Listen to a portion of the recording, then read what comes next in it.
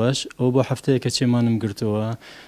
بە تەمام بۆ ماوەیەکی درێژمانگرم بۆ ماوەی مانگێک دوو مانگ ئینشەڵا چکە بەڕاستی زۆر پێم خۆشە مانم گرتووە و زۆر مرتاحم هەست دەکەم شتێکم کردووە لەلایەن خۆمەوە ئەوەی ڕاست بێ ئەمجا مەسلەی مانگرتەوە چۆن بوو من لە ئەوروپا ژیم هاتوومە بۆ سەردان ئیتر بینیم چەند هەڤاڵێک مانیان گرتووە و بۆ ماوەیەکی زۆر دوو مانگ و سێ مانگ و چوار مانگ بعضی لە ڤاڵەکان هەیە ئەوەنە مانگیان گرتووە ئیتر ناتوانن قسە بکەن ناتوان ڕێگاکەن بەڕاستی ئەوە دلیل ئیرادەیەکی زۆر گەورەیە و دلیل ئەوەیە کە ڕێز و حورمەتیان ئەگرێت لە خوێنی شەهیدەکان ڕێز و حورمەتیان بۆ سەرۆک ئاپۆ وەکو پشگیریکردنێک بۆ سەرۆک کەمترین شت ئەوەیە ئینسان ڕای خۆی هەڵبڕێ قسە بکە داوای مافی سەرۆک بکە داوای مافی کوردان بکە مان بگرێ یعنی بە شێوەیەکی ئاشتی دەنگ خۆی بە جیهان بگەینێ انشاءالله ئەوەش ببێ بە هۆی ئەوەی هەزاران کەس لە کوردستان و لە ئەوروپا مان بگرن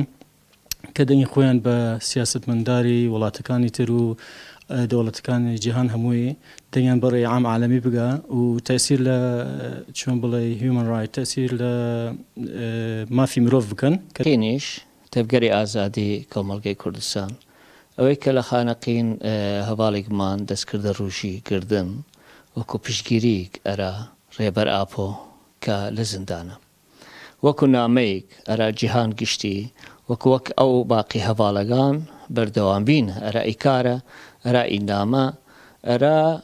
ئی نامەی جیهانیە کە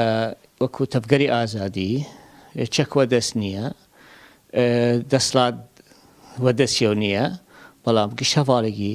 تا ئەوەنە دەسڵاتی لەوان جەستەی خۆی هەست وەی شێوە وەی گۆرەی ئەی دەسڵاتە